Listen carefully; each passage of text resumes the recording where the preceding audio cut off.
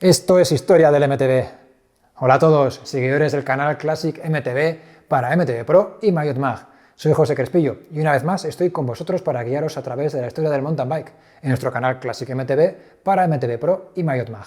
Esta vez os voy a hablar de una marca en concreto y vamos a conocer cómo se fundó y qué personas y nuevas tecnologías estuvieron involucradas en su gestación. Una marca sin la que el mountain bike no sería como lo conocemos en este momento. Hablo de la firma de suspensiones RockShox.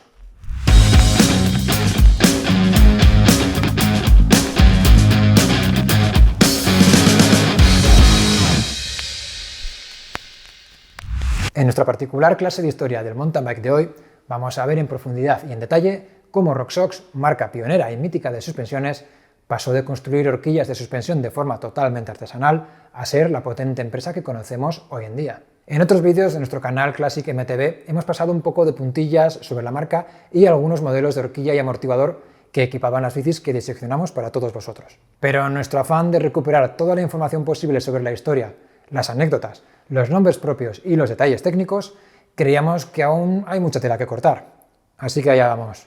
Seguro que os va a gustar lo que viene a continuación. A modo de introducción, podemos resumir que RockShox fue fundada en 1989 por Paul Turner y Steve Simmons en Carolina del Norte, Estados Unidos, aunque poco después se movieron a California. Y ya que hemos avanzado unos nombres, vamos a centrarnos en uno en concreto, el de Paul Turner. Paul Turner es el inventor de la que fue en su momento la primera horquilla de funcionamiento oleoneumático fabricada en serie y que prácticamente se podía instalar en cualquier bici de montaña del momento. Esta horquilla funcionaba con dos barras que actuaban de forma telescópica dentro de dos botellas, donde se encontraba un sistema de muelle accionado por aire y un sistema de válvulas por donde circulaba aceite haciendo de elemento amortiguador. Un sistema que ya estaba más que visto y probado en el mundo del motociclismo. Y no deja de ser curiosa la conexión entre el mundo del motociclismo, más concretamente el motocross y el mountain bike. Al igual que Paul Turner, otras figuras clave en el mundo de las suspensiones para mountain bike también traían experiencia previa en el mundo del motor. Ocurría, por ejemplo, con Bob Girvin, quien ya fabricaba piezas para KG Engineering antes de ponerse con las bicis, o con el mítico Mert Lawil, quien diseñó una plataforma de suspensión que llevaba su nombre y que fue campeón sobre motos de cross antes de entrar en el mundo del mountain bike. Otro nombre propio y del que hemos hablado extensamente en este canal es el de Doug Bradbury, fundador de Manitou, gran amante del motocross y el enduro en moto en su etapa previa al mountain bike. Lo mismo ocurrió con Keith Bontrager, otro ilustre nombre del mundillo del mountain bike. Todo lo que os acabo de explicar adquiere un nuevo significado e importancia cuando os comento que Paul Turner compitió 7 años durante la década de los 70 en el circuito norteamericano de motocross. Pero lo más importante de todo no es solo eso. Después de su etapa como piloto, Paul trabajó como mecánico para Honda Motor Company en el equipo de fábrica de Estados Unidos. Esto le dio la increíble oportunidad de trabajar codo con los mejores pilotos del momento, así como con ingenieros de ese ámbito. Hasta 1984, Paul Turner siguió trabajando para Honda como consultor, desarrollando motores y chasis para ellos. Pero como os comenté anteriormente, RockShox fue fundada por dos personas. Y la segunda persona en cuestión fue Steve Simmons. Y al igual que Paul, su procedencia y experiencia laboral venía también del mundo del motocross. De hecho, su trayectoria era bastante exitosa y con diseños e innovaciones propias patentadas que han llegado hasta nuestros días. En 1974, Steve diseñó un amortiguador para la marca Fox, que fue un auténtico éxito. Pero todo no se acababa ahí, que va. Steve se convirtió en una de las figuras más importantes del panorama del motocross de mediados y finales de los 70, gracias a diseños e innovaciones increíbles. Sistemas hidráulicos anticavitación, horquillas de 44 milímetros de diámetro, sistemas para controlar los topes de compresión y extensión, y por último, nada más y nada menos que la horquilla invertida. Una revolución en su momento que ganó su primer campeonato en el 82 y de la que Simmons tiene la patente y sin la que no entenderíamos el motociclismo actualmente. Steve Simmons tenía su propia empresa de mecanizados de alta precisión en el 88. Esta empresa fue tan exitosa que fue vendida y en el 89 es cuando se cruzan los caminos de Paul Turner y Steve Simmons. Turner les puso su idea acerca de crear una horquilla para mountain bike y Simmons aceptó asociarse con él, convirtiéndose en el presidente de la compañía RockShox. Con todo esto que os he comentado hasta ahora, ya tenemos los ingredientes esenciales para entender el germen de la fundación de la marca y todo lo que llegó después. Pero, ¿qué tuvo que pasar por la mente de Paul Turner para decidir que el mundo necesitaba poner una horquilla de suspensión en su bici de montaña? Pues ocurrió que cuando en 1984 Turner descubrió el mountain bike, las bicis de aquel entonces le parecían terribles. No entendía por qué esas bicis tenían tanta dificultad para girar con precisión y seguridad en las curvas, que no retuvieran nada en las frenadas poniendo siempre en situación crítica la rueda delantera y que el confort de conducción pues, fuera prácticamente inexistente.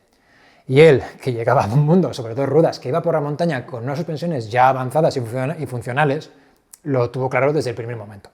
A esas bicis, que empezaban a inundar las pistas, senderos, montañas y el mercado, les hacía falta una horquilla de suspensión. Y su mente empezó a funcionar a toda máquina. La idea primigenia de crear su horquilla para mountain bike viene gracias a la experiencia adquirida trabajando para Honda de 1980 a 1983. Lo que quería Turner era simplificar una horquilla de moto haciendo que el amortiguador, el sistema por donde debía fluir el aceite para ejercer de parte amortiguadora, tuviera la menor cantidad de componentes. Básicamente, se trataba de miniaturizar el sistema. Antes de continuar, merece la pena explicar cómo funciona el sistema oleo-neumático en una horquilla de suspensión. Como si de una bomba de hinchar se tratase, tenemos un vástago que une barras y botellas, para que las barras puedan moverse arriba y abajo dentro de las propias botellas. Este vástago está atornillado a la base de las botellas para que las barras no se salgan. Para controlar este movimiento lineal arriba y abajo, contamos con un sistema amortiguador que hace que el aceite contenido en las botellas pase a través de unas válvulas debidamente calibradas. Estas válvulas y la propia viscosidad del aceite absorben la energía de un bache que hunde la horquilla, convirtiendo parte de esta energía en calor. Y para que la horquilla retorne a su posición original necesitamos la acción de un muelle, que en este caso es el aire.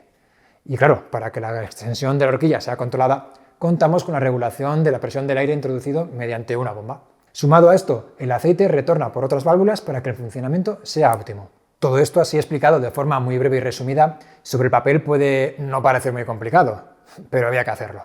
Y conseguir un sistema miniaturizado para adaptarlo a una bici iba a ser poca broma. Todo estaba en la mente de Paul, pero la realidad es que él nunca había construido una horquilla y necesitaba a alguien que le echase un cable. Llega el año 1987 y Paul Turner es contratado por Keith Von Trier, como hemos comentado antes, una figura clave del mundo del mountain bike con un apellido que es de sobra conocido hoy en día.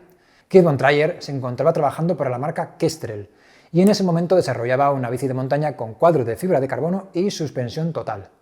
El nombre de este proyecto de bici era Nitro, y mientras Von Trier se ocupaba de la suspensión trasera, Paul debía encargarse de la horquilla.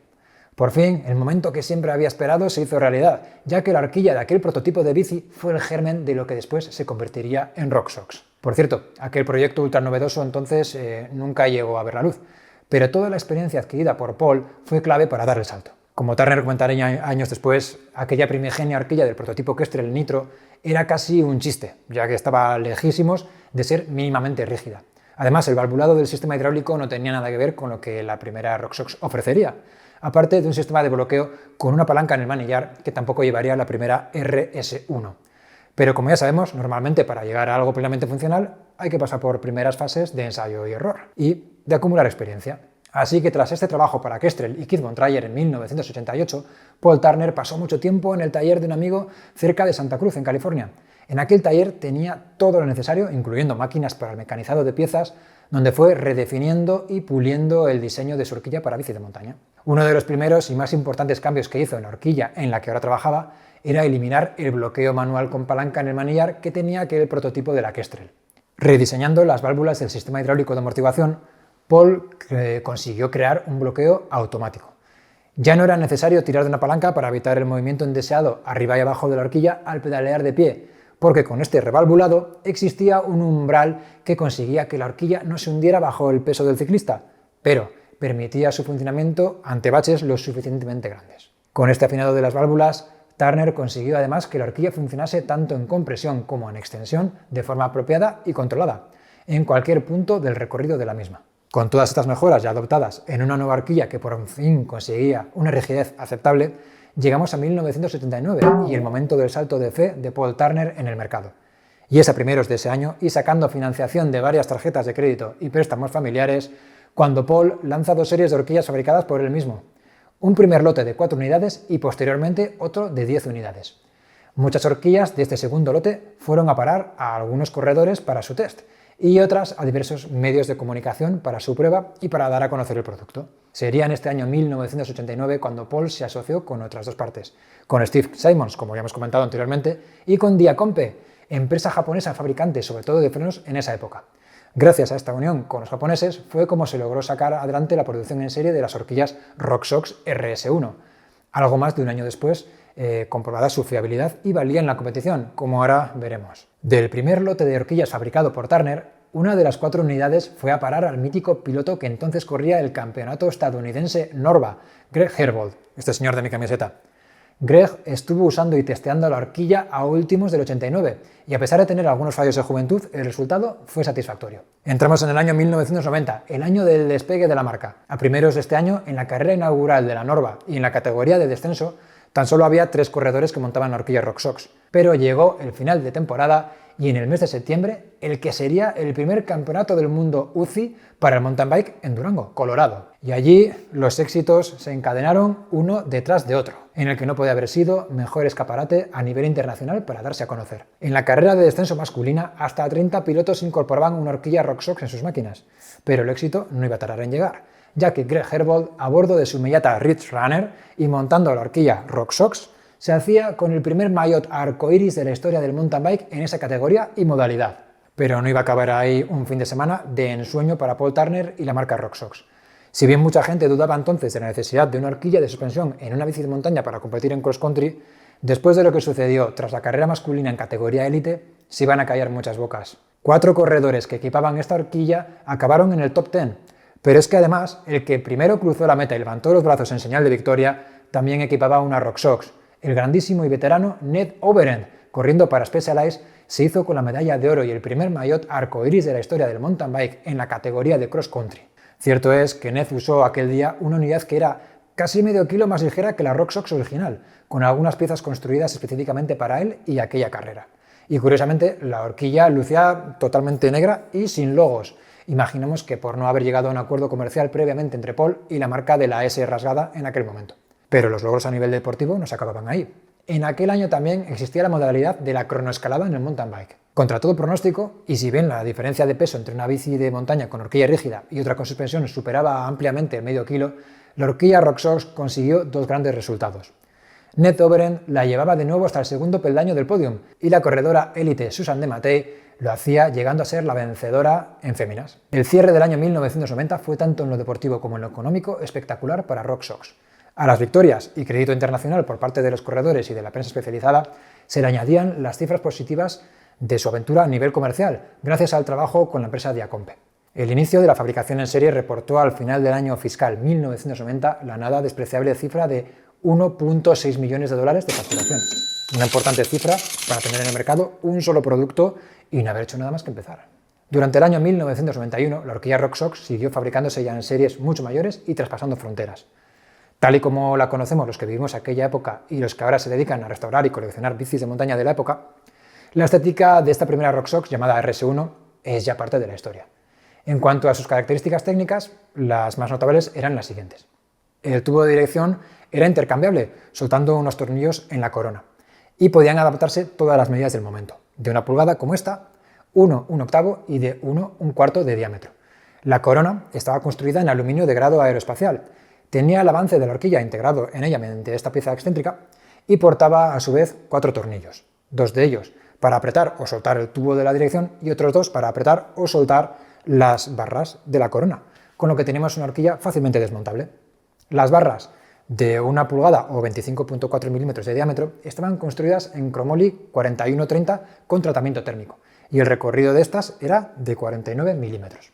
Entre barras y botellas se insertaban unos guardapolvos altos, que reducían la entrada de agua, polvo y otros elementos al sistema. Las botellas eran de aluminio de color negro con llamativos logos RockShox en colores neón, ya fueran rosas o verdes, y la leyenda Designed by Paul Turner por debajo.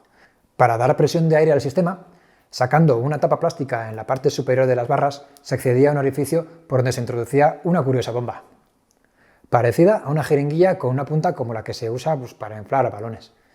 Un gran logo RockShox y un manómetro de la vieja escuela remataban el particular look de esta pieza, retro a más no poder. Las cifras de peso y precio tampoco estaban mal, que digamos.